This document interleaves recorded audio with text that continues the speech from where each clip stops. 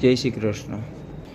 આજે તમને ઠાકોરજી વિશેનો એક એવો પ્રસંગ સંભળાવું છું જે સાબિત કરે છે કે ઠાકોરજી પોતાના ભક્તો સાથે કેવા લાડ લડે છે। વર્ષો પહેલાંની વાત છે।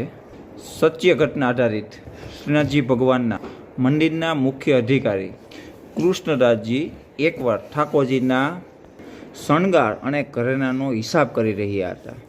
જ્યારે તેમને ઝવેરાતની પેટી ખોલી ત્યારે તેને જોયું કે ઠાકોરજીના ચરણોમાં પહેરવાના સોનાના જે નુપુર છે તેમાંનું એક નુપુર ગાયબ હતું।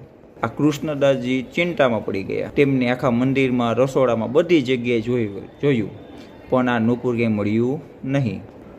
કૃષ્ણદાસજીને થયું કે નક્કી કોઈ ચોરી કરી ગયું છે।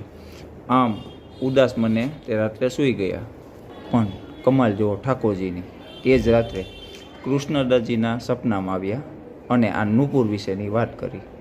ઠાકોરજીએ હસીને કૃષ્ણદાસજીને કહ્યું, અરે કૃષ્ણદાસજી, ચિંતા ના કરો, નુપુરની કોઈ ચોરી થઈ નથી, પરંતુ કાલે સાંજે જ્યારે તમે બગીચામાં મને રમાડતા હતા ત્યારે કૂદકા મારવામાં એક નુપુર આ કુંજ ગલીની ઝાડી છે તેમાં પડી ગયું છે, ત્યાંથી તે લઈ લેજો।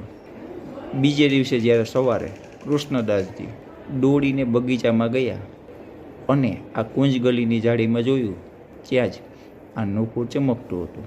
સાચે જ સાહેબ, ભગવાન આપણા માટે પથ્થરની મૂર્તિ નથી, એ તો સાક્ષાત ઠાકોરજી છે। બસ આપણે તેના માટે સુંદર ભાવ હોવો જોઈએ। જય શ્રી કૃષ્ણ।